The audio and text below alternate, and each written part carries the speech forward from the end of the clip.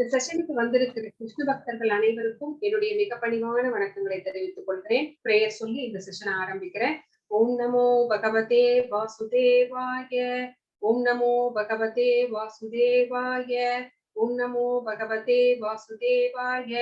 ஓம் அஜ்ஞான திமிராந்தஸ்ய ஞானாஞ்சன சலாகயா சக்ஷுருன்மிலிதம் கேன தஸ்மை ஸ்ரீ குரவே நமக. नमः ओम विष्णुपदाय कृष्णप्रस्थाय भूतले श्रीमते भक्ति वेदांत स्वामिनिधि नामिने।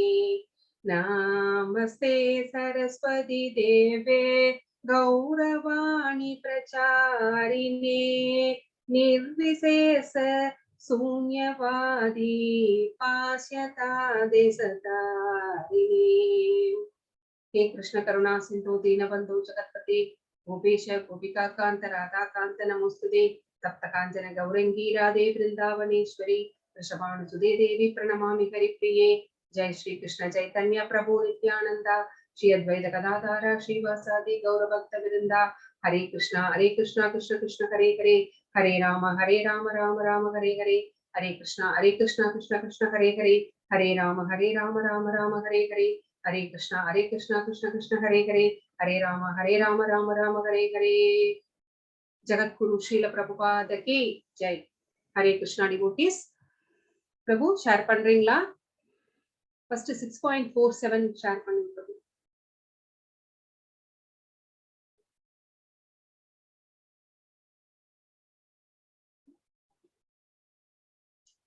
நேத்து இந்த ஸ்லோகம் படிக்கும் போதுதான் நம்மளுக்கு என்னோட நெட் கட் ஆயிடுச்சு. சோ இதுல இருந்து நம்ம ஆரம்பிக்கலாம். யோகி நாம் அபி சர்வேஷாம் மத்கதைனாந்தராத்மனா ஸ்ரத்தாவான் பஜதே யோமாம் சமே யுக்த தமோ மதக. சோ மேலும் எல்லா யோகிகளுக்கு மத்தியில் எவனொருவன் பெரும் நம்பிக்கையுடன் எப்போதும் என்னில் நிலைத்து தன்னுள் என்னை எண்ணி எனக்கு திவ்யமான அன்பு தொண்டு புரிகின்றானோ அவனே யோகத்தில் என்னுடன் மிகவும் நெருங்கியவனும் எல்லோரை விட உயர்ந்தவனும் ஆவான். இதுவே என்னுடைய அபிப்பிராயம். சோ பகவான் தன்னுடைய யோகிகளை பற்றிய ஒப்பீனியன் சொல்றார். நம்ம கடைசி 2 ஸ்லோகம் என்ன பார்த்தோம் அப்படின்னா, வெற்றி அடையாத யோகி அஷ்டாங்க யோகத்தில் ஷார்ட் டைம் பயிற்சி பண்றார். அந்த யோகியோனுடைய நிலை என்ன, இறந்து விட்டாள் அப்படின்னு கேட்டாரு அர்ஜுனர் கிட்ட பகவான். அடுத்தது ரொம்ப லாங் டேர்மா அந்த அஷ்டாங்க யோகத்தை பயிற்சி செய்து கொண்டிருக்கும் போது ஒரு யோகி இறந்து விட்டால் அவருடைய நிலைமை என்ன அப்படிங்கிறதையும் பகவான் சொன்னார். சோ லாங் டேர்மோ இதுவோ அவங்களுக்கு பக்தி செய்வதற்கு இன்னொரு வாய்ப்பை நல்குகிறார் அப்படிங்கிறது தான் அதுல முக்கியமான பாயிண்ட். அது நம்ம பார்த்துட்டோம். சோ இப்ப யோகி என்பவன் எப்படி இருப்பான் அப்படின்னா, அந்த யோகிகளுக்கு மத்தியில் யோகிகள் நிறைய பேர் இருக்கலாம். ஆனா எல்லோருமே நம்மளுடைய கைவிரல்களே 5 ஒரே மாதிரி இருக்கிறது இல்ல. அதே மாதிரி யோகிகளும் விதவிதமா இருப்பாங்க. அவர்களுடைய அந்த செல்ஃப் ரியலைசேஷன் அப்படிங்கிறது அந்த கடவுள் பக்தி அப்படிங்கிறது எந்த நிலையில் இருக்கிறது அப்படிங்கிறது நமக்கு தெரியாது. சோ எவனொருவன் பெரும் நம்பிக்கையுடன் பகவான் தான் எல்லாம் அப்படின்னு, எல்லாம் நடப்பது எல்லாமே பகவான் கையில தான் இருக்கு அப்படின்னு பெருத்த நம்பிக்கையுடன் இருக்கிறார்களோ, சோ பகவானையே சாஸ்வதமா நம்பி இருக்கிறார்களோ, பகவானையே எப்போதும் எண்ணிக்கொண்டிருக்கிறார்களோ, யார் அவருக்கு டிவோஷனல் சர்வீஸ் பண்ணி கொண்டிருக்கிறார்களோ, அனன்ய பக்தி செலுத்தி கொண்டிருக்கிறார்களோ, அவர்கள் தான் எனக்கு மிகவும் நெருங்கியமானவர்கள், அவர்கள் தான் யோகிகளே மிகவும் உயர்ந்தவர்கள் அப்படின்னு பகவான் அவருடைய அபிப்பிராயத்தை சொல்ல கேட்கிறோம். ஹரே கிருஷ்ணா. இன்னும் ஏதாவது அதுல மீதி இருக்கா பிரபு? பாருங்க. இருக்கு மாதாஜி. போடுங்க பிரபு, ஸ்லைட் மாத்துங்க.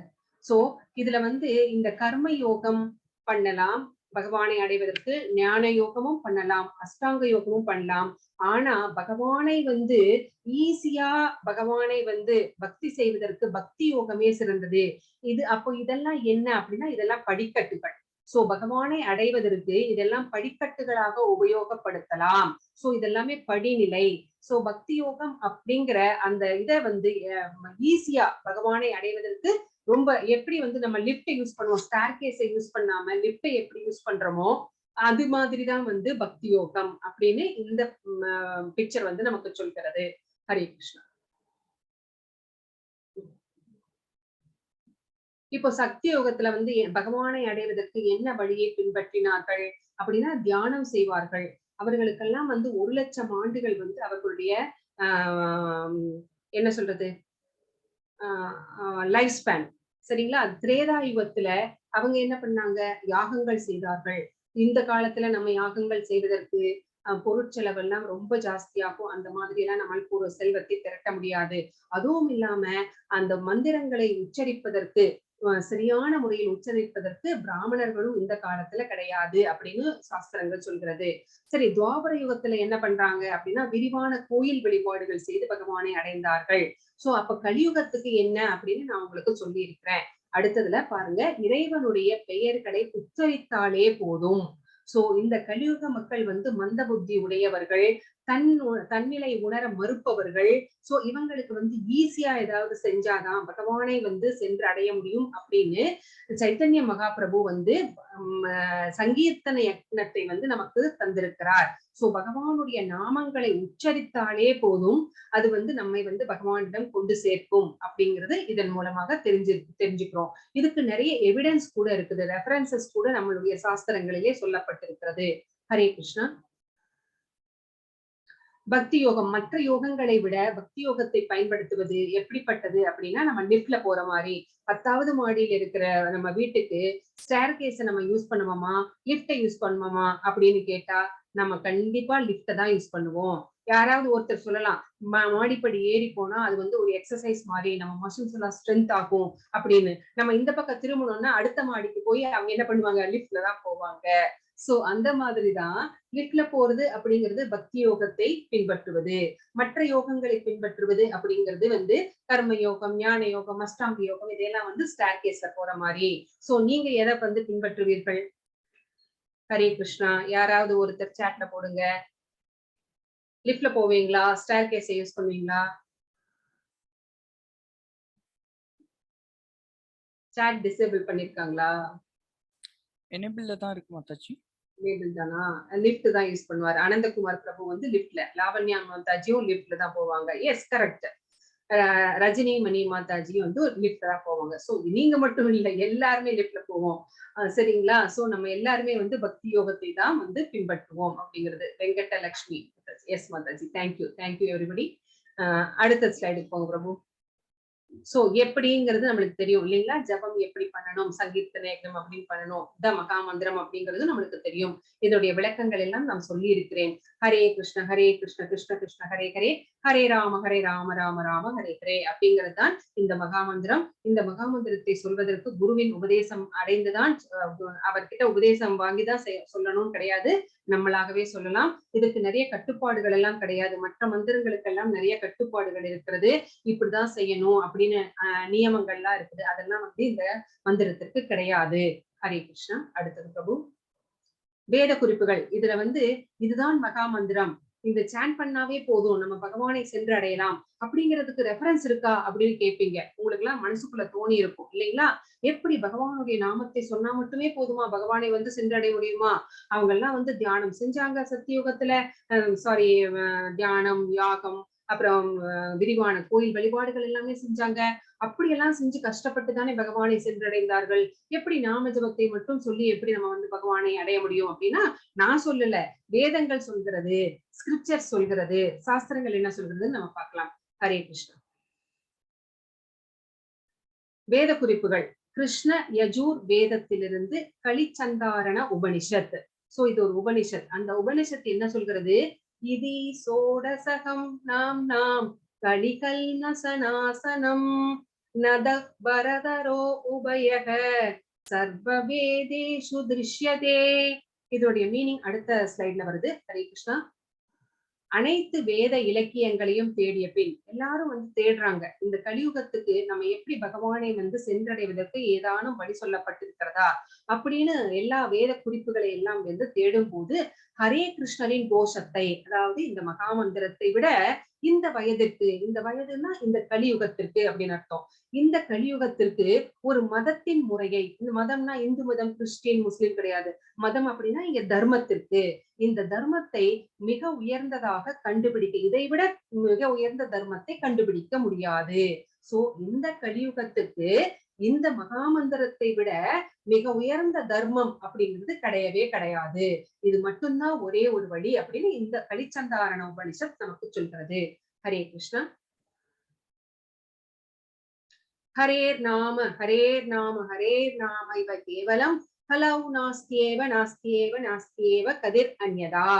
சோ இது யார் சொல்றது அப்படின்னா சைத்தன்ய சரிதாமிர்தம் ஆதிலீலை 17.21 இப்படி சொல்லிருக்கிறது. அப்படின்னா என்ன அர்த்தம் அப்படின்னா இந்த சண்டைகள், பாசாங்குத்தனம், இந்த நிறைந்த இந்த கலியுகத்துல நம்மளுக்கு தெரியும், சண்டைகள் தான், சச்சரவுகள் தான், பாசாங்கம் தான், ஹிப்போக்ரஸ்ட். சோ இது எல்லாமே நிறைந்த இந்த கலியுகத்துல பகவானுடைய பரிசுத்தமான பெயர்களை உச்சரிப்பதுதான் ஒரே வழி விடுதலை. இந்த யுகத்திலிருந்து இந்த இந்த என்ன சொல்றது, இந்த சம்சார சாகரத்திலிருந்து, இந்த பௌதிக வாழ்க்கையில் இருந்து விடுதலை அடைவதற்கு ஒரே ஒரு வழிதான். இதை தவிர உச்சரிப்பதுதான் வேறு வழி இல்லை, வேறு வழி இல்லை, வேறு வழி இல்லை அப்படின்னு சொல்லப்படுகிறது. எப்பவுமே 3 தடவை சொன்னா அது சத்தியம் செய்ததற்கு சமம். சோ வேதமய சைத்தன்ய சரிதாமிர்தத்துல பகவானே வந்து 3 தடவை உச்சரிச்சிருக்கிறார், வேற வழி இல்லைன்னு சொல்லியிருக்கிறார். இது சத்தியம். சோ எப்பவுமே பாம்பு பாம்பு பாம்பு அப்படின்னு சொல்றோம் இல்லைங்களா? ஏன் நம்ம எது சொன்னாலும் வந்து நம்ம 3 தடவை சொல்றோம் அப்படின்னா வேதங்கள் என்ன சொல்றதுன்னா எதை வந்து நம்ம 3 தடவை சொல்றோமோ அது சத்தியம் அப்படின்னு சொல்லுகிறது. சோ இங்கேயும் வேறு வழி இல்லை, வேறு வழி இல்லை, வேறு வழி இல்லை. கிருஷ்ணருடைய நாமத்தை, பரிசுத்தமான பெயர்களை உச்சரிப்பதை தவிர நமக்கு வேறு வழி இல்லை, வேறு வழி இல்லை, வேறு வழி இல்லைன்னு பகவானே சொல்லிட்டார். சோ ஹரே கிருஷ்ணா. கலேர் தோசனிதே ராஜன் அசதிக்கே மகான், ஒரே நிமிஷம், மகான் குணக தீர்த்தநாத் ஏவ கிருஷ்ணஸ்ய முக்த சங்க பரம் பிரஜேத். சோ என் அன்பான ராஜா, கலியுகத்தில் குறைபாடுகள் நிறைந்திருந்தாலும் இந்த வயதை பற்றி இன்னும் ஒரு நல்ல குணம் இருக்கிறது. சோ கலியுகம் வந்து நிறைய குறைபாடுகள் நிறைந்தது. அப்படி இருந்தாலும் கூட இதுல ஒரு நல்ல குணம் இருக்கிறது. என்ன அப்படின்னு கேட்டா, வெறுமனே ஹரே கிருஷ்ண மகாமந்திரத்தை உச்சரிப்பதன் மூலம் ஒருவர் பொருள் அடிமைத்தனத்திலிருந்து, அதாவது இந்த பௌதீக வாழ்க்கையிலிருந்து விடுபட்டு ஆழ்நிலை ராஜ்யத்திற்கு, அதாவது பகவானுடைய கோலோக விருந்தாவனத்திற்கு உயர்த்தப்படலாம். சோ இந்த பிளாட்ஃபார்ம்ல இருந்து நம்ம அடுத்த உயர்ந்தமான பிளாட்ஃபார்ம் பகவானுடைய அந்த கோலோக விருந்தாவனத்துக்கு நம்ம உயர்த்தப்படலாம் அப்படின்னு ஸ்ரீமத் பாகவதம் 12.3.51 சொல்கிறது. இந்த அன்பான ராஜா அப்படிங்கிறது யார் அப்படின்னா சுகதேவ கோஸ்வாமி பரீட்சித்து மகாராஜருக்கு சொல்கிறார் ஸ்ரீமத் பாகவதத்துல. சோ இது உங்களுக்கு பாகவதம் படிச்சிருந்தீங்கன்னா உங்களுக்கு தெரிஞ்சிருக்கும் கண்டிப்பா. ராஜா அப்படிங்கிறவர் பரீட்சித்து மகாராஜா தான் அப்படிங்கிறது.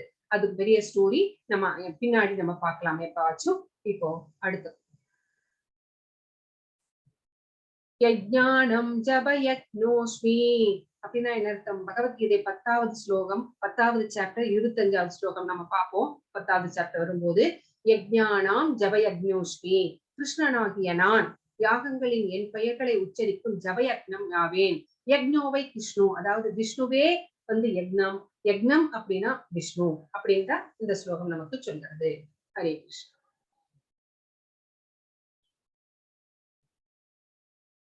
ஜபயக்னம் அதாவது பகவானுடைய நாமங்களை ஜபிப்பதன் மூலமாகவே வந்து 10.10வது சாப்டர்ல நம்ம அப்படி பாக்குறோம். சோ இன்னும் ஒண்ணு இருக்கு, ஸ்ரீ சைத்தன்ய சரிதாமிர்தம் அந்தியலீலா 20.16. நாம் அகாரி பகுதா நிஜ சர்வ சக்திஸ் தத்ரார்பிதானியமிதா ஸ்மரேன காலாக ஏதத் ருசித்தவா கிருபா பகவான் மாமயா மாமாபி துர்தைவம் ஈத்ரூஷம் இஹா ஜனி நானுராகாக. பிரபு அடுத்த ஸ்லைடுக்கு போங்க, அதனுடைய மீனிங் இருக்கும். என் ஆண்டவரே, கடவுளின் உயர்ந்த ஆளுமை உங்கள் புனித பெயரில் வாழும் நிறுவனத்திற்கு அல்லது நல்ல அதிர்ஷ்டங்களும் உள்ளன. எனவே உங்களுக்கு கிருஷ்ணா மற்றும் கோவிந்தா போன்ற பல பெயர்கள் உள்ளன. உங்கள் பெயர்களை நீங்கள் அந்த பெயர்களில் முதலீடு செய்துள்ளீர்கள் மற்றும் அவற்றை நினைவில் கொள்வதற்கு கடினமான மற்றும் வேகமான விதிகள் எதுவும் இல்லை. சோ பகவானுடைய பெயர்களை நினைவில் கொள்வதற்கு நம்மளுக்கு எந்த சங்கடமும் இல்லை, ரொம்ப எளிமையா இருக்கிறது. சோ இங்க என்ன சொல்றாங்க அப்படின்னா, பகவானுடைய உயர்ந்த ஆளுமை, அவருடைய ஆற்றல்கள், அவருடைய அதிர்ஷ்டங்கள் எல்லாமே பகவானுடைய பெயரிலே இருக்கிறது.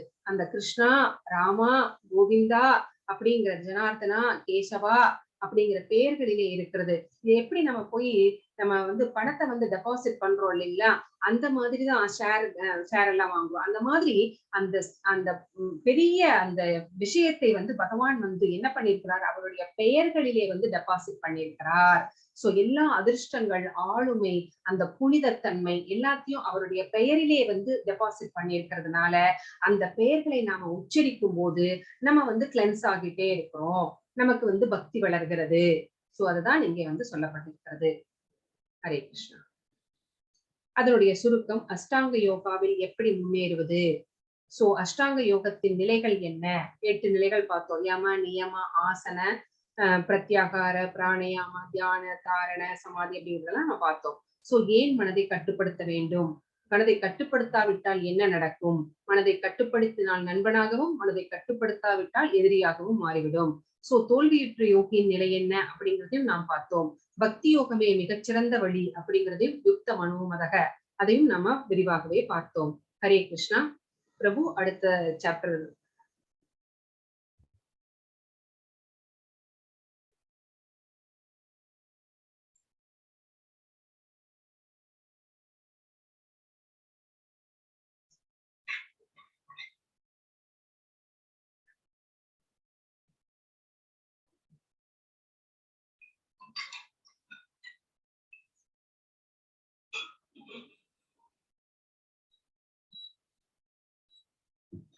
அத்தியாயம் 7, ஞான விஞ்ஞான யோகம், முழுமையான அறிவு. இல்லைங்களா, ஞானம் அப்படின்னாவே அறிவு தானே. சோ இந்த சாப்டர்ல பகவான் நமக்கு என்ன சொல்ல போகிறார் அப்படின்னு பார்க்கலாம். ஹரே கிருஷ்ணா. ஸ்ரீ ஸ்ரீ ராதா கோவிந்தர் இஸ்கான் பெங்களூருவுக்கு நம்முடைய பணிவான வணக்கங்களை சமர்ப்பித்திருக்கு இந்த செஷனுக்கு செல்லலாம். ஹரே கிருஷ்ண ஹரே கிருஷ்ண கிருஷ்ண கிருஷ்ண ஹரே ஹரே, ஹரே ராம ராம ராம ஹரே ஹரே. ஹரே கிருஷ்ணா. சோ இப்பதான் நம்ம இதை பார்த்தோம். பிரபு அடுத்தது கொள்ளும். சோ அத்தியாயம் 7 சுருக்கம், கிருஷ்ணரை பற்றிய அறிவின் மகிமை. சோ அவரை பற்றி அறிந்து கொள்வதால் என்ன அப்படிங்கிறத நம்ம பார்க்க போறோம். மாம்பேத்தி தத்வதக அப்படிங்கிறது இதுல முக்கியமான வார்த்தை. பகவான் கிருஷ்ணர் ஆற்றல் பற்றிய அறிவு, அவர்களுடைய ஆற்றல்கள் எல்லாம் என்ன, பிரகிருதி வித்திமே பராம் அப்படிங்கிறது முக்கியமான சொல். பகவான் கிருஷ்ணரிடம் எவ்வாறு சரணடைய வேண்டும் அப்படிங்கிறது நம்ம 13 வரைக்கும் பார்க்க போறோம். மாம் ஏவ ஏ பிரபத்யந்தி, பிரபத்யந்தி அப்படின்னா சரணடைதல். சோ தேவ மற்றும் தேவி வழிபாடு, சோ டெமிகாட் வர்ஷிப் பத்தி இங்க பார்க்க போறோம் 20 to 25 வரைக்கும். மயைவ விதிதான் கி தான், சோ இதுதான் முக்கியமான வார்த்தைகள். ஹரே கிருஷ்ணா. ஸ்ரீ பகவானுவாச்ச மையா சக்தமனா பார்த்த யோகம் யுஞ்சன்மதாஸ்ரய அசம்சயம் சமக்ரம்மா யதா ஞாஸ்யசி தச்ருணு. சோ தச்ருணு அப்படிங்கிற வார்த்தை ரொம்ப ரொம்ப முக்கியம். என்னிடமிருந்து கேள் அப்படின்னு சொல்றார். சுணு அப்படின்னா நம்ம கேட்கறது. அது யார்கிட்ட இருந்து? பகவான் கிட்ட இருந்தே கேட்க சொல்றார். சோ புருஷோத்தமரான முழுமுதற் கடவுள் கூறினார், பிதாவின் மகனே, என்னிடம் பற்றுதல் கொண்ட மனதுடன் என்னை பற்றிய முழு உணர்வில் யோகத்தை பயில்வதன் மூலம் என்னை நீ எவ்வாறு சந்தேகம் ஏதுமின்றி முழுமையாக அறிந்து கொள்ளலாம் என்பதை இனி நீ கேட்பாயாக. சோ யார் ஒருவருக்கு பகவான் மேல ரொம்ப பற்று ஜாஸ்தியா இருக்கோ, அப்போ பகவான் மேல பற்று வரணும் அப்படின்னா நம்ம பௌதிகத்தில் பற்றை எல்லாம் துறந்திருக்க வேண்டும், ஒரு ஞானியாக இருக்க வேண்டும். So material desire, sense gratification எதுவுமே இருக்கக்கூடாது, டுவாலிட்டிஸ் எதுவுமே இருக்கக்கூடாது. அப்படிப்பட்ட ஒரு மனதுடன் பகவானை பற்றிய முழு உணர்வில், பகவான் தன்னுடைய மனதிலே இருக்கிறார் அப்படிங்கிற அந்த உணர்வோடு யோகத்தை பயில்கிறார்களோ, சோ எந்த யோகமாக இருந்தாலும் சரி அந்த யோகத்தை பயில்கிறார்களோ அவர்கள் எப்படியுமே பகவானை சந்தேகமின்றி அடைவார்கள். சோ பகவானை சேர்ந்து சேர்வார்கள். அது எப்படி அப்படிங்கிறத நான் இப்ப சொல்ல போறேன், நீ கேளு. So hearing is very very important அப்படிங்கிறது இங்க தெரியுது. டச் சுணு, சுணு அப்படின்னா கேட்கறது. சோ இங்க என்னிடம் இருந்து கேள் அப்படின்னு சொல்லிட்டாரு. எப்படி பிரகலாத மகாராஜர் தன்னுடைய அன்னையினுடைய வயிற்றிலே இருக்கும் போது நாராயணரை பற்றி பிரகலாதருடைய அம்மாவுக்கு எடுத்து சொல்றாங்க. அது அவங்க கருவிலே இருக்கிற பிரகலாத மகாராஜா அசுர குலத்தில் பிறந்திருந்தாலும் கூட அவர் வந்து நாராயணரை பற்றிய விஷயங்களை கேட்டதினாலேயே வந்து அவர் வந்து நாராயணனுக்கு பக்தனாக மாறினார் இல்லைங்களா? சோ அந்த மாதிரி கேட்பது அப்படிங்கிறது ரொம்ப ரொம்ப இம்பார்ட்டன்ட். சோ அந்த போதனைகளை கேட்டு கேட்டு பகவானிடம் பக்தியை வளர்த்து கொண்டார்.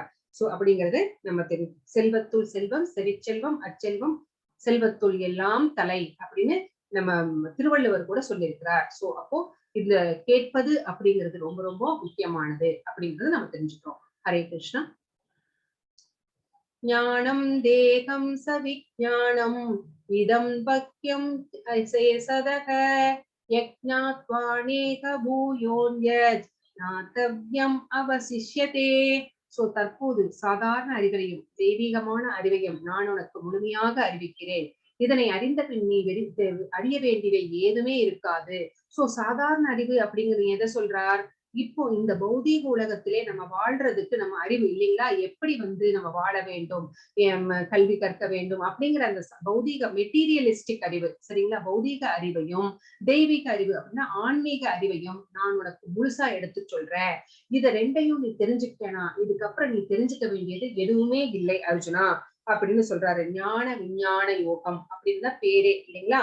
ஞானம். So spiritual energy and material energy ரெண்ட பத்தியுமே வந்து இப்ப பேச போறார். சோ நமக்கிட்டையும் வந்து ரெண்டுமே இருக்கிறது. சோ நம்ம வந்து எப்படி இந்த அறிவை வந்து வளர்த்துக் கொள்வது அப்படின்னா, ஒருத்தருக்கு வந்து 24 குரு சிக்ஷா குருக்கள் இருக்கலாம், சரிங்களா? சோ நம்ம வந்து இந்த பொதுவான அறிவை வந்து நம்ம வளர்த்துக்கிறோம்னு வச்சுக்கோங்க. ஒருத்தர் வந்து 4 PhD என்ன 5-6 PhD கூட வாங்கட்டும், சரிங்களா? அந்த PhD வாங்குறதுனால என்ன நடக்கும் அப்படின்னு கேட்டா, நமக்கு கர்வம் மேலிடும். ஆனா இதுவே ஆன்மீக அறிவை வளர்த்துக் கொண்டோமானால் நமக்கு பணிவு வரும்.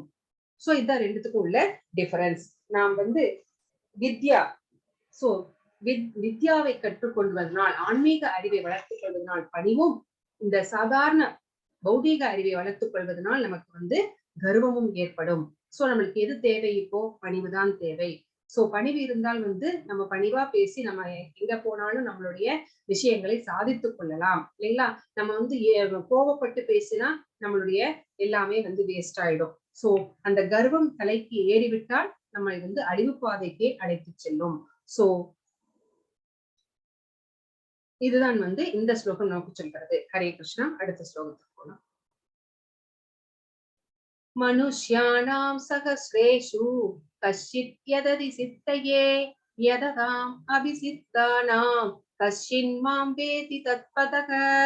ஆயிரம் ஆயிரம் மனிதர்களில் யாரேனும் ஒருவன் பக்குவம் அடைய முயற்சி செய்யலாம். அவ்வாறு பக்குவம் அடைந்தவர்களில் கூட யாரேனும் ஒருவனே என்னை உண்மையாக அறிகின்றான். சோ நம்ம இங்க என்ன பாக்குறோம்? மாரத்தான் ஓடுறதுக்காக லட்சக்கணக்கான பேர் ஓடிட்டு இருக்காங்க. ஆனா வெற்றியை யார் வந்து அடைய முடியும் அப்படின்னா ஒருத்தர் தான் அடைய முடியும். அப்போ அவர் வந்து எப்படியெல்லாம் வந்து பயிற்சிகளும் முயற்சிகளும் செய்திருப்பார் இல்லையா? சோ அந்த மாதிரிதான் பகவானை அடைவதற்கு கூட நிறைய பேர் முயல்கிறார்கள். ஆனால் அவர்கள் எல்லோருமே வந்து வெற்றி அடைய முடியுமா அப்படின்னா இல்ல. சோ பக்குவம் அடைந்தவர்கள் யாரோ, சோ அந்த மாதிரி பக்குவம் அடையணும். சோ ஆயிரம் ஆயிரம் மனிதர்கள், லட்சக்கணக்கான மனிதர்களில் 1000 பேர் பக்குவம் அடைகிறார்கள். அந்த 1000 பேர்ல கூட யாரேனும் ஒருவர் தான் பகவானை வந்து உண்மையாக அறிந்து கொள்கிறார். சோ அதுதான் இந்த ஸ்லோகம் வந்து நம்மளுக்கு சொல்றது. சோ பகவானை வந்து அறிந்து கொள்வது அப்படிங்கிறது ரொம்ப ரொம்ப கஷ்டமான விஷயம். சோ அப்படி பக்குவம் அடைந்தவர்கள் தான் பகவானை வந்து அடைய முடியும். ஆச்சாரியர்கள் எல்லாம் அந்த மாதிரி பக்குவம் அடைந்தவர்கள் தான். ஹரே கிருஷ்ணா. இந்த ஸ்லோகம் என்ன சொல்றதுன்னு பார்க்கலாம். பூமிர் ஆபோனலோ வாயு கம் மனோ புத்திரேவச்ச அகங்கார இதியம் மே பிரண்ணா பிரகிருதிரஷ்டதா. சோ நிலம், நீர், நெருப்பு, காற்று, ஆகாயம், மனம், புத்தி, அகங்காரம் இந்த 8ம் சேர்ந்ததே எனது பிரிந்த ஜட சக்திகளாகும் அப்படிங்கிறாரு. சோ நம்ம கிட்ட இந்த ஐம்பூதங்கள் சொல்றோம், பஞ்சபூதங்கள்னு சொல்றோம். அதான் வந்து நிலம், நீர், நெருப்பு, காற்று, ஆகாயம். அதை தவிர இன்னும் 3 இருக்கு. மனம், புத்தி, அகங்காரம். இந்த 8மே பகவானிடமிருந்து பிரிந்து வந்த ஜடசக்தி. பகவானுக்கு 3 விதமான சக்திகள் இருக்கிறது. சோ அந்த 3 விதமான சக்தியில வந்து உயர்ந்த சக்தி ஜடசக்தி, ததாசக்தி அப்படின்னு 3 விதமான சக்திகள். சோ இந்த 3 விதமான சக்தியில இந்த ஜடசக்தி அப்படிங்கிறது இருந்து பிரிந்து வந்ததுதான் இந்த 8 விஷயங்களும் அப்படின்னு சொல்றாரு பகவான். இப்போ எப்படி பிரிந்து வந்த சக்தி அப்படின்னா அதை எப்படி தெரிஞ்சுக்கிறது அப்படின்னு கேட்டா, இப்போ பால் இருக்கு இல்லைங்களா? பால் அப்படிங்கிறது பசுவிடமிருந்து பிரிந்து வந்த சக்தி. இப்போ எம்.எஸ். சுப்புலட்சுமி இருக்காங்க, இப்ப இல்ல. ஆனா அவங்களுடைய வாய்ஸ நம்ம கேட்டுக்கிட்டே இருக்கோம் ரெக்கார்டிங்ஸ்ல. சோ அது என்ன அப்படின்னா, அந்த ஒளி வடிவம் என்ன அப்படின்னா எம்.எஸ். சுப்புலட்சுமியோட பிரிந்த சக்தி. அதே மாதிரிதான் நம்மளுடைய ஸ்ரீல பிரபுபாதா அவர்கள், அவருடைய டீச்சிங்ஸ், அவருடைய லெக்சர்ஸ் எல்லாம் நம்ம கேட்கிறோம், அவருடைய கீர்த்தன்ஸ் எல்லாம் நம்ம கேட்கிறோம். சோ அது என்ன அப்படின்னா பிரபுபாதா அவர்களிடமிருந்து பிரிந்து வந்த சக்தி. இப்ப உங்களுக்கு புரிஞ்சிருக்கும்னு நினைக்கிறேன். பகவானிடமிருந்து பிரிந்து வந்த சக்திகள் இந்த 8 அப்படிங்கிறது நமக்கு தெரிகிறது. ஹரே கிருஷ்ணா. அபரேயம் இதஸ்த்வன்யாம் பிரக்ருதிம் வித்தி மே பராம் ஜீவபூதாம் மகாபாகோ யயேதம் தாயதே ஜகத். சோ பலம் பொருந்திய புயங்களை உடைய அர்ஜுனா, இதற்கு அப்பால் என்னுடைய உயர்ந்த சக்தி ஒன்று உள்ளது. ஜடசக்தியிலிருந்துதான் அந்த 8 விஷயங்கள் பிரிஞ்சு வந்தது. அப்போ ஜடசக்திங்கிறது அவருடைய ஒரு சக்தி, ஒரு விதமான சக்தி. இப்ப என்ன சொல்றார், இன்னொரு உயர்ந்த சக்தி என்னிடம் இருக்கிறது, என்னுடைய உயர்ந்த சக்தி ஒன்று இருக்கிறது. இந்த தாழ்ந்த ஜட இயற்கையினை தனது சுயநலத்திற்காக உபயோகிக்கக்கூடிய ஜீவாத்மாக்களை அது உள்ளடக்கியது அப்படிங்கிறாரு. அப்போ அந்த ஜட சக்தி அப்படிங்கிறது என்ன? 5 பூதங்கள், மனம், புத்தி, அகங்காரம். இந்த 8 விஷயங்களையும் சுயநலத்திற்காக உபயோகப்படுத்துபவர்கள் யார்? நாம தான், ஜீவாத்மாக்கள் தான். இந்த ஜீவாத்மாக்கள் என்பவர்கள் என்னுடைய உயர்ந்த சக்தி அப்படிங்கிறாரு. என்னுடைய உயர்ந்த சக்தி ஒன்று உள்ளது அப்படின்னு சொன்னாரு இல்லைங்களா? அது யார் அப்படின்னா நாம தான், ஜீவாத்மாக்கள் தான். நம்ம என்ன செய்கிறோம், இந்த இயற்கையை, இந்த ஜட சக்திகளை நம்முடைய தேவைகளுக்கு அதிகமாக உபயோகப்படுத்தி ஒரே வார்த்தையை சொல்லணும்னா எக்ஸ்ப்ளாய்ட் பண்றோம். சரிங்களா? சோ அப்படிப்பட்ட ஜீவாத்மாக்கள் தான் என்னுடைய உயர்ந்த சக்தி அப்படின்னு இங்க பகவான் நமக்கு சொல்லுகிறார். ஹரே கிருஷ்ணா. அடுத்தது பிரபு. ஏதத் யோனீனி பூதானி சர்வாணித்யுபதாரயக அகம் கிருஷ்ணஸ்ய ஜகத பிரபவ பிரளயஸ்ததா. படைக்கப்பட்டவை அனைத்தும் இந்த 2 இயற்கையே சார்ந்தவை. அதாவது ஒண்ணு உயர்ந்த சக்தி, இன்னொன்னு ஜடசக்தி. இது 2யுமே சார்ந்துதான் இருக்கிறது. பகவானால் படைக்கப்பட்ட எல்லாமே இந்த உலகில் ஜடமாகவும் ஆன்மீகமாகவும் இருப்பவை அனைத்திற்கும் ஆதியும் அந்தமும் நானே என்பதை நிச்சயமாக அறிவாயாக. சக்தியாக இருந்தாலும் சரி, ஆன்மீக சக்தியாக இருந்தாலும் சரி, அதுக்கு யார் மூல காரணம், அதனுடைய ஆதி யார், அதனுடைய அந்தம் யார், தொடக்கம் யார், முடிவு யார் அப்படின்னா அது பகவான் தான். எல்லாத்துக்கும் காரணமாக இருப்பவரும் அவரேதான் அப்படின்னு இந்த ஸ்லோகம் நமக்கு சொல்கிறது. எக்ஸ்ட்ரா பாயிண்ட் ஏதாவது இருக்கான்னு பாக்குறேன். ஓகே. மத்த பரதரம் நான்யத் கிஞ்சித் அஸ்தி தனஞ்சயக மயி சர்ப்பம் இதம் புரோக்தம் சூத்ரே மணிகணாயிவ. செல்வத்தை வெல்வோனே, என்னை விட உயர்ந்த உண்மை எதுவும் இல்லை. சோ பகவானை காட்டிலும் உயர்ந்த உண்மை அப்படிங்கிறது எதுவுமே இல்லை. சோ அவரே ஆதியும் அந்தமும் ஆவார். சோ அவரே படைப்பவர், காப்பவர், அழிப்பவர். சோ எல்லாமே அவர்தான். ஒரு நூலில் முத்துக்கள் கோர்க்கப்பட்டுள்ளது போல அனைத்தும் என்னையே சார்ந்துள்ளன. இதெல்லாம் என்ன ரவுண்ட் ரவுண்டா இருக்குதே அப்படின்னா பகவானுடைய அந்த மயிர்கண்கள், பகவானுடைய அந்த ஸ்கின்ல இருக்கிற போர்ஸ் இருக்கு பாத்தீங்களா, அது என்ன சொல்றது, மயிர்கண்கள் தானே சொல்லுவோம். அந்த ஸ்கின்ல இருக்கிற சின்ன சின்ன துளைகள், அந்த துளைகள் மூலமாக, அந்த துளைகளின் வழியாக நிறைய அண்டங்கள் படைக்கப்பட்டு இந்த விண்வெளியிலே அப்படியே மிதந்து கொண்டிருக்கிறது. இங்க பாருங்க, இது எல்லாமே சோ இது எல்லாமே எப்படி இருக்கிறது அப்படின்னா ஒரு நூலில முத்துக்களை கோர்க்கிறோம் அப்படின்னு வச்சுக்கோங்களேன். அந்த முத்துக்களை தான் நாம் பார்க்க முடியும். அதுக்குள்ள நூல் இருக்கு, ஆதாரமா அதை தாங்கிக் கொண்டிருக்கிறது அப்படிங்கறத நம்ம பார்க்க முடியாது. அப்படிதான் பகவானும் இந்த அண்டங்களை எல்லாம் படைத்து, எல்லாவற்றையும் படைத்து, ஜீவராசிகளை படைத்து, இந்த ஜட உலகம், ஆன்மீக உலகம் எல்லாவற்றையும் படைத்து அவருடைய சக்தியாலேயே தாங்கிக் கொண்டிருக்கிறார். ஆனால் நாம் அவரை பார்க்க முடியாது. எப்படி ஒரு நூலில் கோர்க்கப்பட்ட முத்துக்களை பார்க்கலாம், ஆனால் உள்ளே இருக்கிற அந்த நூலை நம்ம பார்க்க முடியாது. அந்த நூல் மாதிரியானவர் தான் பகவான். அண்டங்கள் எல்லாம் அவருடைய சக்தியாலேயே மிதந்து கொண்டிருக்கின்றன அப்படிங்கிற இது அந்த ஸ்லோகம் நமக்கு சொல்றது. ஹரே கிருஷ்ணா. ரசோகம் அப்சு கௌந்தேய பிரபாஸ்மி சகி சூர்யயோ பிரணவ சர்வ வேதேசு சப்தக்கே பௌருஷம் ருஷு. சோ குந்தியின் மகனே, நானே நீரின் சுவையும் சூரிய சந்திரர்களின் ஒளியும் வேத மந்திரங்களின் பிரணவ ஒளியும் அதாவது ஓம் ஆக இருக்கிறேன். ஆகாயத்தில் சப்தமாகவும் மனிதரில் திறமையாகவும் இருப்பது நானே. சோ பகவான் எப்படி இந்த அண்டங்களை தாங்குகிறார் அப்படின்னு சொல்லிட்டார். இப்போ என்னென்னவாக இருக்கிறார், இந்த அண்டத்துக்குள்ளே என்னவென்னவாக இருக்கிறார், அவருடைய ஆற்றல்கள் எங்கெல்லாம் பரவி இருக்கிறது அப்படின்னு நம்ம பார்க்க போறோம். சோ நீரின் சுவை. சோ நம்ம கோயம்புத்தூர்காரங்க இருந்தா சொல்லிப்பாங்க, எங்க ஊர் சிறுவாணி தண்ணிய மாதிரி ஒரு டேஸ்டான தண்ணியை நீங்க குடிச்சே இருக்க முடியாதுங்க அப்படின்னு சொல்லுவாங்க. கரெக்ட் தானே? இங்க யாராவது கோயம்புத்தூர்காரங்க இருக்கீங்களா? ஓகே. சோ லாவண்யா எஸ்ஸா கோயம்புத்தூரா? நீங்க தெரியாம சொல்லிட்டேன். சரி, நல்லதாதான் சொன்னேன். ஓகேவா? கரெக்ட் தானே? சிறுவாணி தண்ணிக்கு டேஸ்ட் ஜாஸ்தி தானே? ஓகே.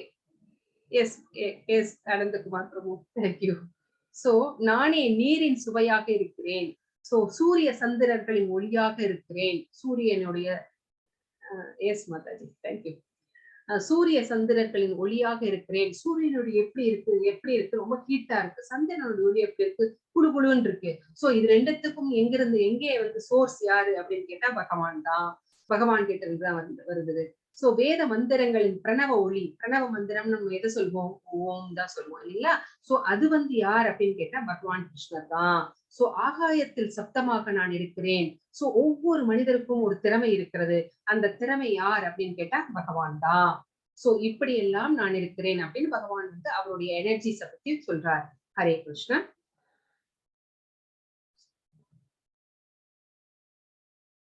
அதேதான் இங்க சொல்லியிருக்காங்க. நீரின் சுவையாக இருக்கிறேன், சூரிய சந்திரன்களின் ஒளியாக இருக்கிறேன், வேத மந்திரங்களில் ஓமாக இருக்கிறேன், ஈத்தர் அதாவது ஆகாயம், ஆகாயத்தில் ஒளியாக இருக்கிறேன், மனிதரின் திறமையாக இருக்கிறேன், பூமியின் மனமாக இருக்கிறேன். சோ பூமியில மழை வரத்துக்கு முன்னாடி 4-5 துளி போட்ட உடனே ஒரு மனம் வரும் பாத்தீங்களா? சோ அந்த மனமாக நான் இருக்கிறேன். அந்த தீயினுடைய வெப்பத்திற்கு யார் காரணம்? பகவான் தான் காரணம். சோ உயிரினங்களுடைய வாழ்க்கை, அந்த உயிர் அப்படி யார் வாழ்வதற்கு யார் காரணம், ஆதாரமாக இருப்பது பகவான் தான். சோ அனைத்து சன்னியாசிகளுடைய தவம், சன்னியாசிகள் தவம் செய்கிறார்கள் இல்லையா, அந்த தவம் யாரை நோக்கி செய்கிறார்கள்? பகவானை நோக்கி. அனைத்து இருப்புகளும் எல்லாமே வாழ்ந்து கொண்டிருக்கிறோம். இதுக்கு எல்லாமே விதை யார்? பீஜம் நானே விதையளிக்கும் தந்தை அப்படின்னு ஒரு ஸ்லோகத்துல பின்னாடி சொல்லுவார் பகவான். சோ எல்லாத்துக்கும் விதையளிப்பவர் யார், எல்லாத்துக்கும் தந்தை யார் அப்படின்னு கேட்டா பகவான் தான். சோ ஒவ்வொரு புத்திசாலியினுடைய நுண் அறிவுக்கு யார் காரணம் அப்படின்னு கேட்டீங்கன்னா பகவான் தான். சக்தி வாய்ந்த மனிதர்களுடைய வலிமை, சோ அந்த வலிமை யாருனால? அர்ஜுனருடைய வலிமை யார் அப்படின்னு கேட்டா பகவான் தான். சோ வலுவான, அடுத்தது வேற ஏதோ சரிங்களா, அடுத்தது விட்டுருங்க. அது அடுத்தது மத கொள்கைகளுக்கு முரணானது அல்ல. செக்ஸ் வாழ்க்கை என்பது, அதாவது இல்லற வாழ்க்கை என்பது மத கொள்கைகளுக்கு முரணானதல்ல. எது ஸ்கிரிப்சர் எப்படி நம்மளுக்கு சொல்லி இருக்கிறதோ, சோ ஒரு மனைவியோடு வாழ்வது அப்படிங்கிறது அங்கீகரிக்கப்பட்டிருக்கிறது. ஆனா இல்லிசிட் செக்ஸ் அப்படிங்கிறது அங்கீகரிக்கப்படவில்லை. சோ மத கொள்கைகளுக்கு சம்மதத்தோட இருக்கிற செக்ஸ் அங்கீகரிக்கப்பட்டிருக்கிறது. முரணானது அங்கீகரிக்கப்படவில்லை. அதுவும் நான் தான் அப்படிங்கிறாரு. அதாவது இந்த இல்லற வாழ்க்கை அப்படிங்கிறது நான் தான் அப்படிங்கிறாரு. ஹரே கிருஷ்ணா. இப்ப 12வது ஸ்லோகம். ஏ சைவ சாத்விகா பாவா ராஜசாஸ்தாமசாசயே மத்த ஏதேதி தான் வித்தி நத்வகம் தேசு தேமகி. அதாவது சத்வம் ரஜஸ்தமஸ் இவற்றில் எந்த வாழ்க்கை நிலையானாலும் அவை எனது சக்தியால் படைக்கப்படுபவை என்பதை அறிவாயாக. ஒரு விதத்தில் நானே எல்லாம் என்ற போதிலும் நான் சுதந்திரமானவன். நான் ஜட இயற்கையின் குணங்களுக்கு உட்பட்டவன் அல்ல, மாறாக அவை எனக்குள் அடக்கம் அப்படிங்கிறாரு. நம்ம எப்ப பிறந்துட்டோம்னவே அப்ப வந்து நம்ம 3 குணங்கள், அதாவது சத்வகுணம், ரஜஸ், தமஸ். சத்வம் அப்படிங்கிறது அறிவுடைமை, ரஜஸ் அப்படிங்கிறது பலநோக்கு செயல்களை கொண்டு செய்வது, தமஸ் அப்படிங்கிறது சோம்பேறித்தனமானது. சோ இந்த 3 குணங்களும் நம்மை வந்து ஆட்டுவிக்கிறது, நம்மை வந்து வசியப்படுத்துகிறது. இந்த பாருங்க 3 லேடிஸ் வந்து ரெப்ரசென்ட் பண்ணிருக்காங்க 3 குணங்களுக்கும். அவங்க என்ன பண்றாங்க, பொம்மலாட்டம் மாதிரி கயிறுகளை போட்டு நம்மை வந்து அலைகழிக்கிறார்கள். எப்படி பொம்மலாட்டம் பார்த்திருக்கிறோம், நேர்ல பார்க்கலனா கூட நம்ம இந்த டிவில சினிமால எல்லாம் பார்த்திருக்கிறோம். பொம்மலாட்டம் அப்படிங்கிறது என்னன்னு நம்மளுக்கு தெரியும். சோ அந்த கயிறை வைத்துக் கொண்டு ஆட்டுவிப்பார்கள். அந்த கயிறு தெரியாது. அதே மாதிரிதான் இந்த 3 குணங்களும், அந்த கயிறு நம்ம ஆட்டிவிட்டது நம்மளுக்கு தெரியாது. ஆனா 3 குணங்களுக்கு ஏற்ப நாம வந்து ஆடிக்கொண்டிருக்கிறோம். சோ அவற்றை படைத்தவர் யார் அப்படின்னு கேட்டா பகவான் தான். சோ அந்த 3 குணங்களை ஏன் படைச்சாரு, அந்த 3 குணங்களை படைக்காம இருந்திருக்கலாமே அப்படின்னா, அந்த 3 குணங்கள் படைத்ததுனாலதான் நம்ம வந்து செயல்கள் செய்வோம். அந்த செயல்களினாலேயே வந்து நம்ம வந்து விளைவுகளுக்கு ஆளாகி விடுவோம்.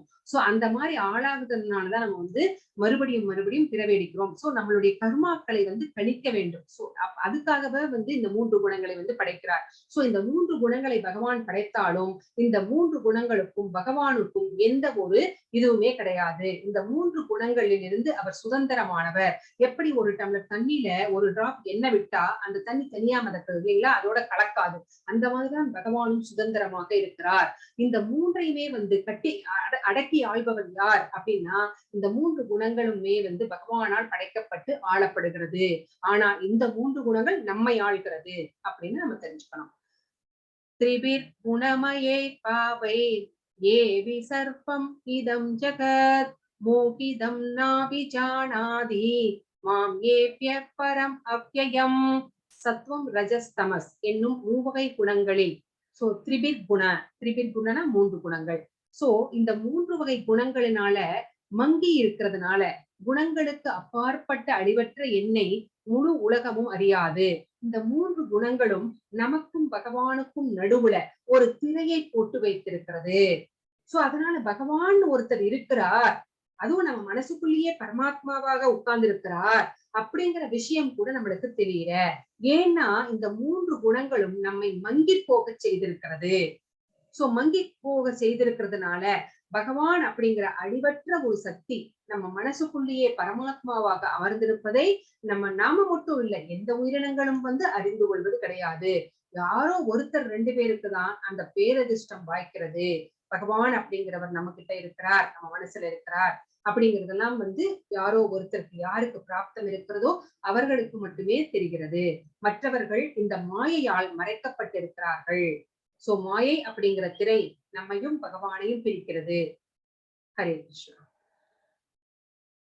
தைவி ஹேஷா குணமயி மம மாயா துரத்யயா மாம் ஏவ ஏ பிரபத்யந்தே மாயாம் ஏதாம் தரந்திதே. சோ ஜட இயற்கையின் முக்குணங்களாலான எனது இந்த தெய்வீக சக்தி வெல்லுவதற்கரியது. சோ அந்த மாயா சக்தி அப்படிங்கிறவங்க யார் அப்படின்னா பகவானுடைய சக்தி. சோ துர்கா தேவி அப்படின்னு ரெப்ரசென்ட் பண்ணுவாங்க. சோ இந்த சக்தி ரொம்ப வெல்லுவதற்கு அரியது. அந்த 3 குணங்கள் அப்படிங்கிற அந்த மாயை அப்படிங்கிற அந்த சக்தியை நம்மளால ஜெயிக்கவே முடியாது அப்படின்னு பகவானே சொல்லிட்டார். ஆனால் இங்கேயும் ஒரு ஆனால் சொல்றார். ஆனால் என்னிடம் சரணடைந்தோர் எதனை எளிதில் கடக்கலாம். மாம் ஏவ ஏ பிரபத்தியந்தே, என்னிடம் யார் சரணடைகிறார்களோ சோ அவர்கள் வந்து இந்த 3 குணங்களிலிருந்து வென்று வெளியே வந்து விடலாம் அப்படிங்கிறாரு. சோ அப்படிப்பட்டவர்களை காப்பாற்றுவதற்காக பகவான் வந்து வெயிட் பண்ணிட்டு இருக்கிறார். சோ சம்சார இந்த பௌதீக பெருங்கடலிலே மாட்டிக்கொண்டு 3 குணங்களினால் அலைகழிக்கப்பட்டு நம்ம வந்து கஷ்டப்பட்டு இருக்கும் போது நம்ம வந்து பகவானிடம் சரணடைந்து விட்டோம், 100% சரணடைந்து விட்டோம் அப்படின்னா ஒரு நிமிஷம் கூட அவர் தாமதிப்பது கிடையாது. சோ மமமாயா துரத்தியா, சோ அதை வந்து வெல்லுவதற்கரியது.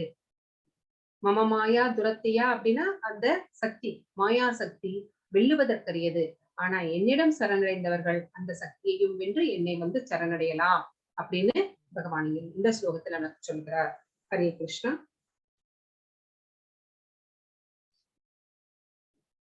இங்க வந்து 3 பேர் இருக்கிறாங்க. இங்க வந்து 4 விதமான மக்கள் இருக்கிறார்கள். இந்த ஸ்லோகம் நமக்கு என்ன சொல்கிறது? முக்கியமான ஸ்லோகம்.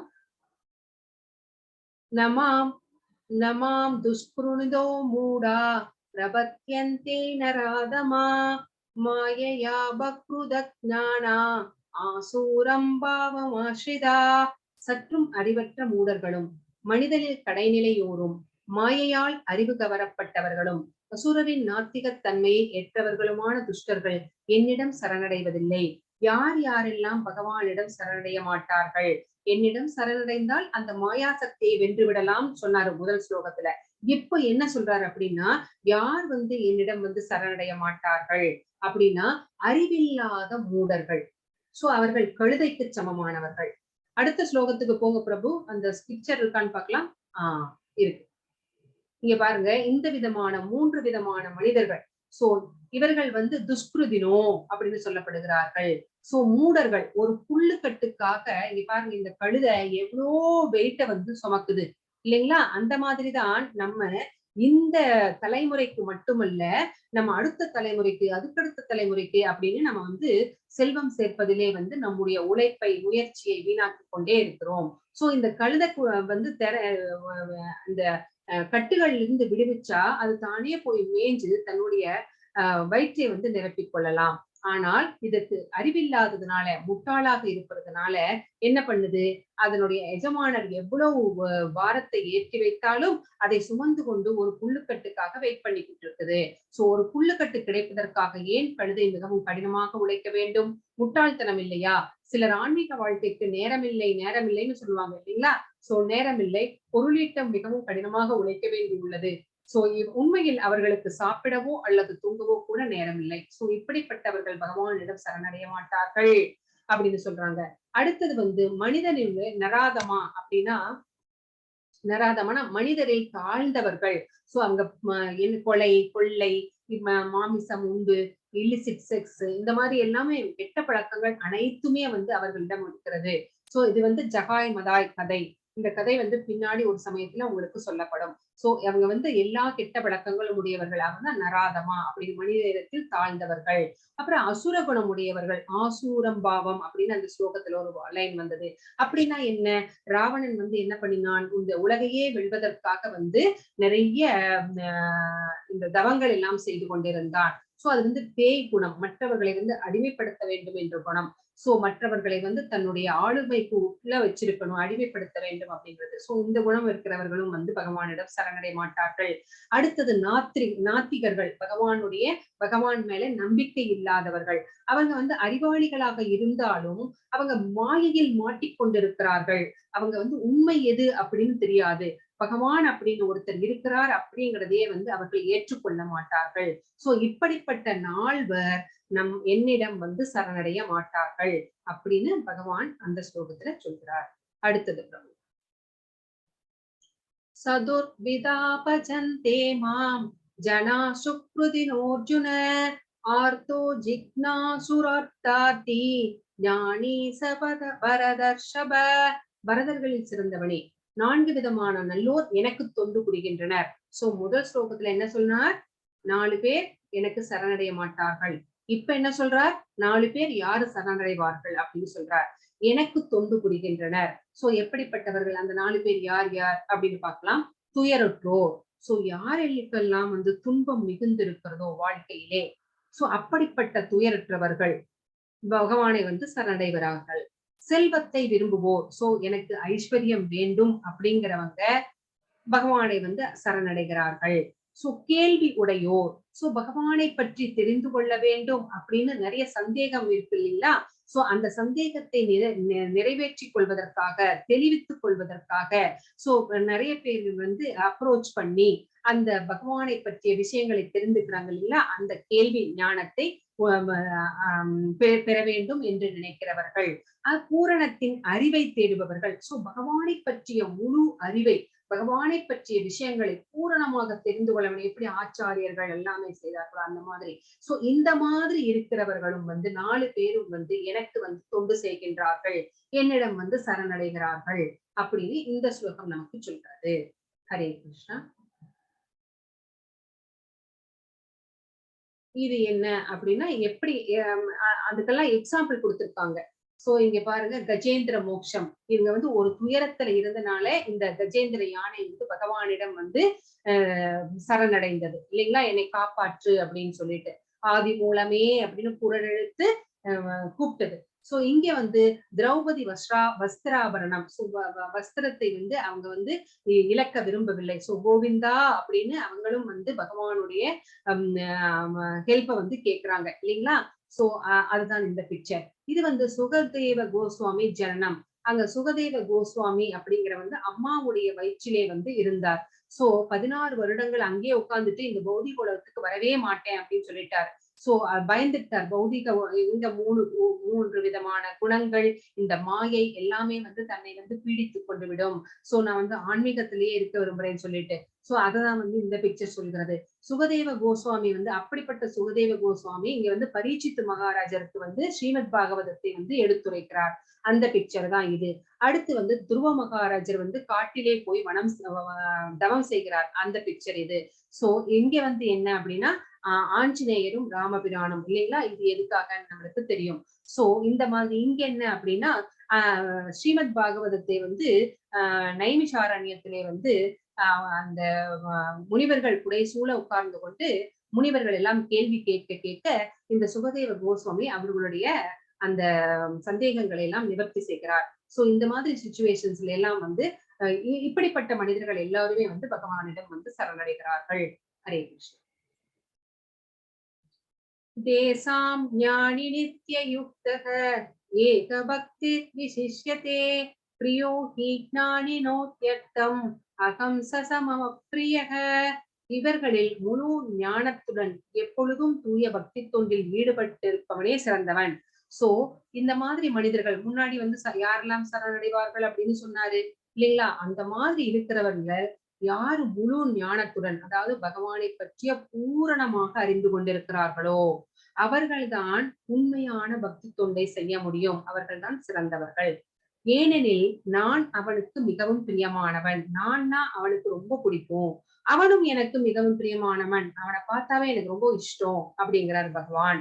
ஹரே கிருஷ்ணா. பகூனாம் ஜன்மனாம் மந்தே ஞானவான் மாம் பிரபத்யதே வாசுதேவ சர்வமிதி சமஹாத்மா சுதுர்லபக. சோ பற்பல பிறவிகளுக்கு பிறகு உண்மையான அறிவுடையவன் எல்லா காரணங்களுக்கும் காரணமாக எல்லாமாக என்னை அறிந்து என்னிடம் சரணடைகிறான். அத்தகைய மகாத்மாயே மிகவும் அரிதானவன்.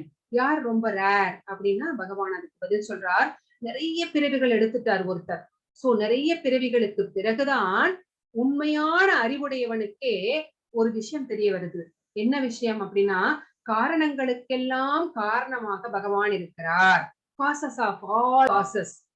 அது யார் அப்படின்னு கேட்டா பகவான் தான் அப்படிங்கிற உண்மை தெரிகிறது. எப்ப தெரிகிறது? நிறைய பிறவிகள் எடுத்ததுக்கு அப்புறம் அந்த அறிவுடையவனுக்கு தெரிகிறது. சோ அப்படி அறிந்ததுக்கு அப்புறம் என்ன பண்றான் அப்படின்னா பகவான் கிட்ட வந்து சரணடைஞ்சிடுறான். எல்லாம் நீயே அப்படின்னு சொல்லி சரணடைஞ்சிடுறான். அப்படிப்பட்டவர்கள் நிறைய பேர் இருக்கிறாங்களா இல்ல அப்படின்னு கேட்டா இல்ல, rare, it's very rare. So ஆச்சாரியர்கள் எல்லாம் ரொம்ப ரேர் தானே இல்லைங்களா. ராமானுஜாச்சாரியார், மத்வாச்சாரியார், ஸ்ரீல பிரபுபாதா அப்படிங்கிறவர்கள் எல்லாம் ரொம்ப ரேர் தானே இல்லைங்களா. சோ அந்த மாதிரி பகூனாம் ஜென்மனாம் வந்தே ஞானவான் மாம் பிரபத்தியதே வாசுதேவ சர்வமிதி சமஹாத்மா சுதுர்லபக. சோ வாசுதேவனே சர்வம் அப்படின்னு யாருக்கு தெரிகிறதோ அவர்கள் வந்து பகவானை சரணடைகிறார்கள். ஆனால் அப்படிப்பட்ட மகாத்மாக்கள் சுதுர்லபக, ரொம்ப ரேர் அப்படின்னு சொல்லிட்டார். ஹரே கிருஷ்ணா. காமைஸ்தைஸ்தைர்குதஜ்ஞானா பிரபத்யந்தே அன்யவேதாதா தம் தம் நியமமாஸ்தாய பிரக்ருத்யா நியதஸ்வயா. ஜட ஆசைகளால் அறிவை இழந்தவர்கள் தேவர்களிடம் சரணடைந்து தங்களது இயற்கைக்கு ஏற்ற வழிபாட்டு முறைகளையும் நியமங்களையும் பின்பற்றுகின்றனர். சோ நமக்கு இந்த பௌதிக உலகத்திலே பிறந்த நம்ம எல்லோருக்குமே இது வந்து மனிதர்களுடைய இயல்பு, ஆசைப்படுவது என்பது. சோ அந்த ஆசைப்பட்டு ஒரு விஷயம் நடக்க வேண்டும் அப்படின்னா ஒண்ணு நடக்கல, லேட் ஆகுது அப்படின்னு நம்ம என்ன பண்ணுவோம்? நமக்கு யார் பிடிச்ச சாமியோ அவங்க கிட்ட போய் முறையிடுவோம். முறையிட்டு நம்ம என்ன சொல்வோம்? நான் எனக்கு மட்டும் இது நடந்துருச்சுன்னா நான் இது செய்யறேன் அப்படின்னு நம்ம வேண்டிக்குவோம். சோ அப்படிப்பட்ட தேவர்களிடம் நாம வந்து சரணடைகிறோம். அப்போ நம்ம என்ன பண்றோம், நம்மளுடைய ஜட ஆசைகளால் நமக்கு நிறைய ஆசைகள் இருக்கிறது. சோ அறிவு வந்து பின்னாடி போயிடுச்சு, யோசிக்கல. எதை பத்தி யோசிக்கல அப்படின்னா இப்ப பார்க்க போறோம். நம்முடைய இயற்கைக்கு ஏற்ப, நம்முடைய சுபாவங்களுக்கு ஏற்ப ஒரு கடவுளை தேர்ந்தது வழிபாடுகளை செய்து நியமங்களை பின்பற்றுகின்றோம். அடுத்த ஸ்லோகம் என்ன சொல்றதுன்னு பார்க்கலாம். யோ யோ யாம் யாம் தனும் பக்த ஸ்ரத்தையார்சிதும் இச்சதி தஸ்ய தஸ்யாசலம் சத்தாம் தாம் ஏவ விததாம் யகம். எல்லோரும் இதயத்திலும் நான் பரமாத்மாவாக இருக்கிறேன். சோ புழு, பூச்சி, நாய், பூனை, மனிதர்கள், ஆடு, மாடு, பசு எல்லாவற்றிலும் பகவான் வந்து பரமாத்மாவாக இருக்கிறார். சோ தேவர்களை வழிபட வேண்டும் என்று ஒருவன் விரும்பும் போது, சோ அப்படிப்பட்ட ஒரு மனிதன் தேவர்களை யாராவது ஒருத்தர்கள்ல சூரியனோ சந்திரனோ யாராவது ஒரு தேவரை வழிபாடு செய்ய வேணும் அப்படின்னு விரும்பும் போது அந்த குறிப்பிட்ட தேவனிடம் பக்தி செய்வதற்கான அவனது நம்பிக்கையை நானே பலப்படுத்துகிறேன். சோ பகவான் உள்ள பரமாத்மாவாக இருக்கிறாரே, அவரே வந்து அந்த நம்பிக்கையை பலப்படுத்துகிறார், ஸ்ட்ரென்தன் பண்றார். ஆமா, நீ இவரை கும்பிட்டா உனக்கு இது நடக்கும் அப்படின்னு பகவான் வந்து பக்தி செய்ய சொல்கிறார். அப்படியாவது பக்தி செய்து கடைசியில் என்கிட்ட வாங்க அப்படிங்கிறார். சோ எப்படியாவது பக்திக்குள் நீங்க வர வேண்டும் அப்படிங்கிறது அவருடைய நோக்கமாக இருக்கிறது. அதுதான் இந்த ஸ்லோகம் நமக்கு சொல்கிறது. ஹரே கிருஷ்ணா. சதயா ஸ்ரத்தயா யுக்த தஸ்யாராதனம் ஈகதே லபதே சதத காமான் மயைவ விகிதான் கிதான். இத்தகைய நம்பிக்கையுடன் இணைந்து அவன் ஒரு குறிப்பிட்ட தேவரை வழிபட்டு தனது ஆசைகளை பூர்த்தி செய்ய முயற்சி செய்கிறான். ஆனால் உண்மையில் இந்த நன்மைகள் எல்லாம் என்னால் மட்டுமே அளிக்கப்படுபவையாகும். சோ இப்படி அந்த நம்பிக்கையை வந்து பகவான் வந்து பலப்படுத்துகிறார், ஸ்ட்ரென்தன் பண்றார். சோ ஆமா, இவரை கும்பிடு உனக்கு நடக்கும் அப்படின்ட்டு.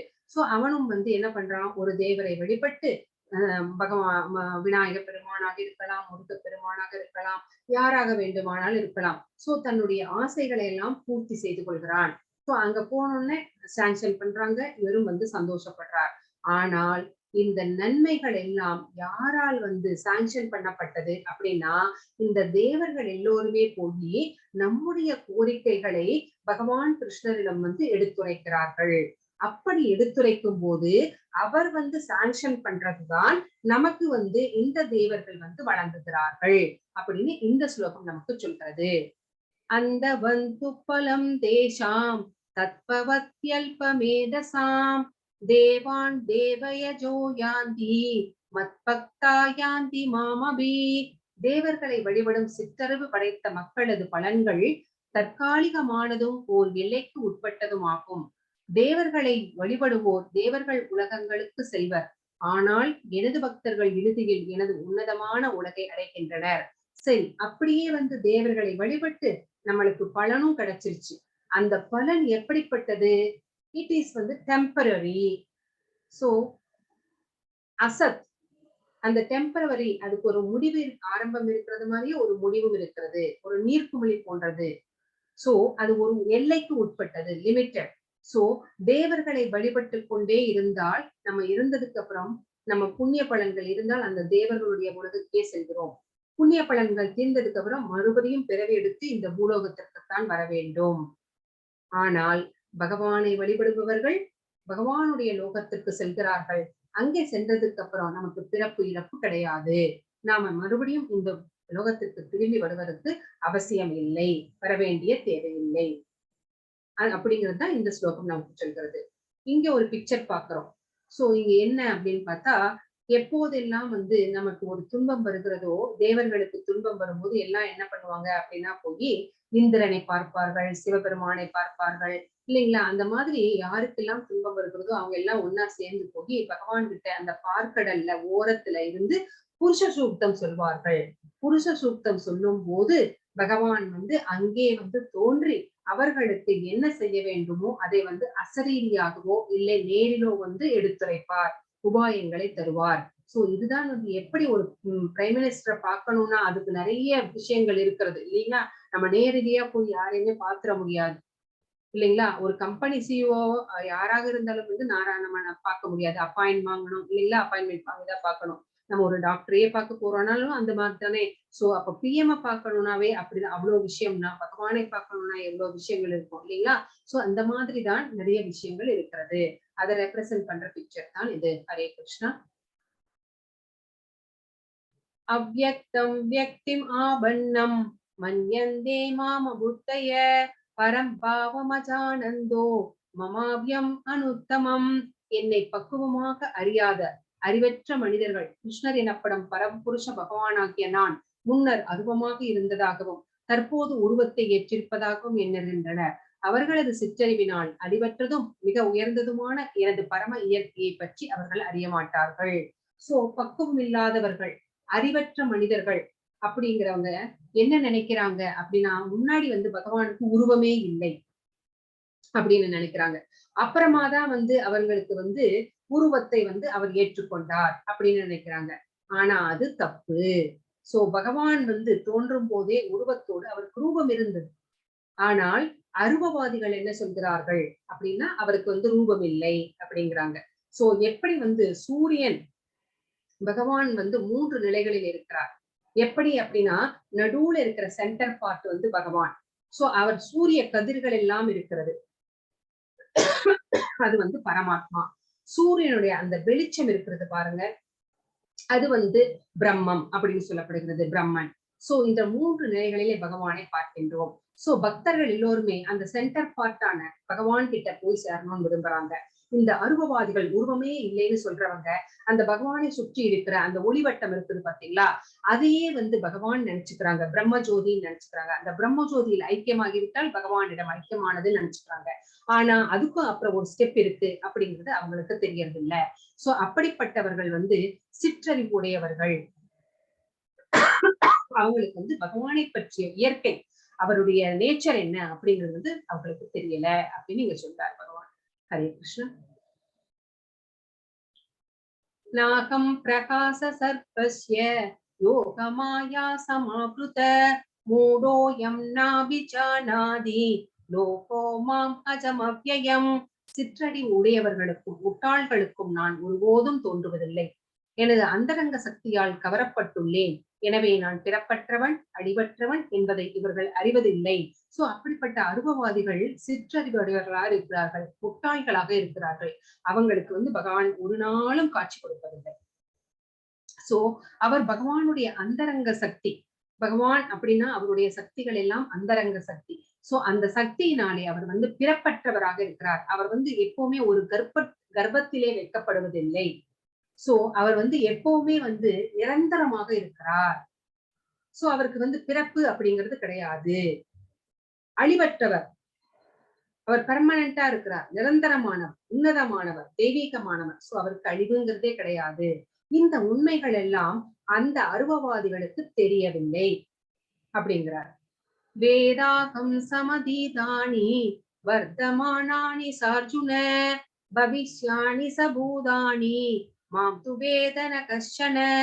அர்ஜுனா, முழுமுதற் கடவுளான நான் கடந்த காலத்தில் நடந்தவை, தற்போது நடப்பவை, இனி நடக்கப் போகின்றவை, இவை அனைத்தையும் அறிவேன். நான் எல்லா ஜீவாத்மாக்களையும் நன்கறிவேன். ஆனால் என்னை அறிந்தவர் யாரும் இல்லை அப்படிங்கிறார் பகவான். சோ பகவான் தான் இந்த உலகத்தை படைச்சார்.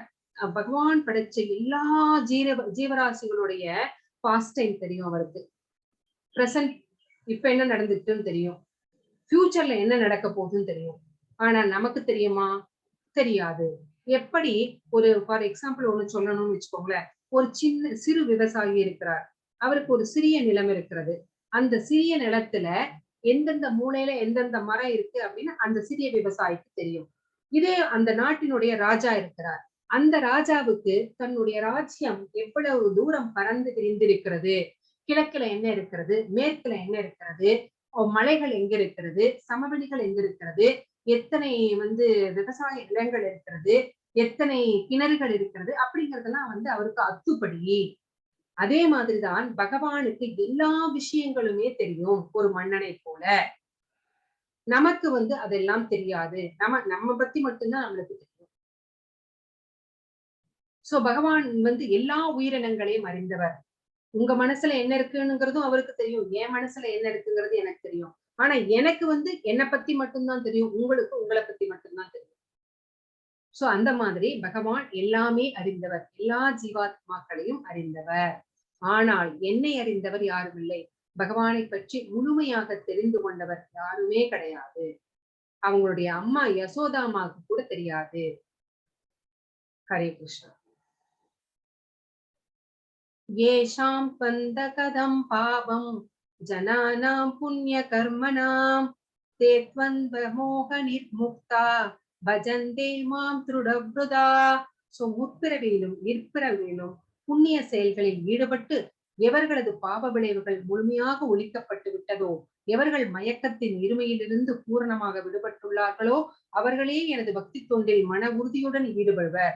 சோ யார் வந்து பகவானுக்கு டிவோஷனல் சர்வீஸ், அதுவும் அனன்ய பக்தி செய்வாங்க, இடைவிடாமல் செய்வார்கள் அப்படின்னா, யாருடைய பாவங்கள் புண்ணியங்கள் எல்லாமே வந்து நல்லிஃபை ஆயிடுச்சோ, அவங்களுடைய அக்கௌண்ட்ல இப்ப 0 அதுதான் இருக்கு. சோ யாருடைய பாவ விளைவுகள் எல்லாம் முழுமையாக ஒழிக்கப்பட்டு விட்டதோ, யார் வந்து யாருக்கு வந்து டுவாலிட்டிஸ் எதுவுமே இல்லையோ, டுவாலிட்டிஸ் தான் தெரியும், மானம் அவமானம் வெப்பம் குளிர் இல்லைங்களா. சோ அந்த மாதிரி எந்த டுவாலிட்டிஸுமே இல்லையோ அந்த மாதிரி இருக்கிறவர்கள் எனக்கு வந்து பக்தி செய்கிறார்கள். அப்படிப்பட்டவர்களுக்கு தான் பகவான் சான்ஸ் கொடுக்கிறார் பக்தி செய்யறது. ஹரே கிருஷ்ணா.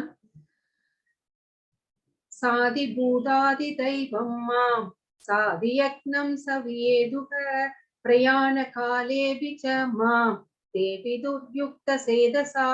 பௌதீக தோற்றம், தேவர்கள் மற்றும் எல்லா விதமான யாகங்களை ஆள்பவனாகவும் பரமபுருஷனாகவும் என்னை அறிந்து என்னை பற்றிய உணர்வுடன் இருப்பவர்கள் மரண நேரத்திலும் கூட பரமபுருஷ பகவானான என்னை அறிய முடியும் அப்படின்னு சொல்றாரு.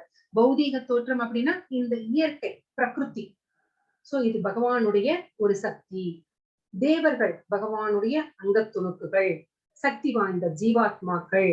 அப்போ எல்லா விதமான யாகங்களுக்கும் யாகங்களை எல்லாம் அனுபவிப்பவர். So who is the enjoyer? போக்தாராம் யக்ன தபசாம் 5.29ல பார்த்தோம். சோ யாகங்களை ஆள்பவர் யார் அப்படின்னா அவர்தான். பரம புருஷர் யார், முழுமுதற் கடவுள் யார், அவர்தான்.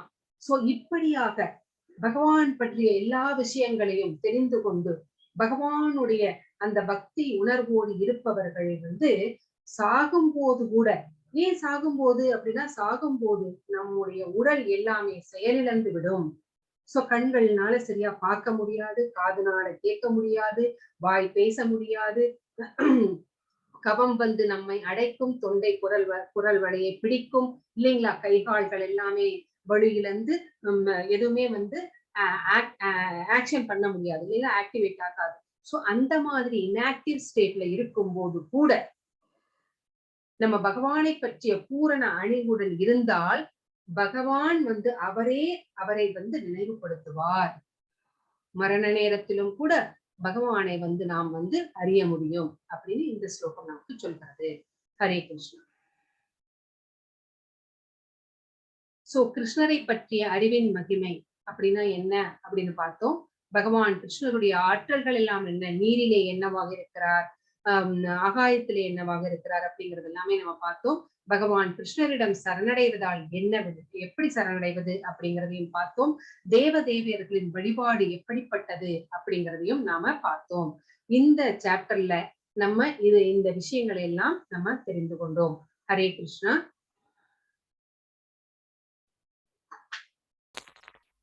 மாதாஜி. பிரபு ஸ்டாப் ஷேர் பண்ணிக்கோங்க. இன்னும் இருக்கா? அவ்வளவுதான் மாதாஜி, முடிஞ்சிருச்சு. ஹரே கிருஷ்ணா. ரெக்கார்டிங் கூட ஸ்டாப்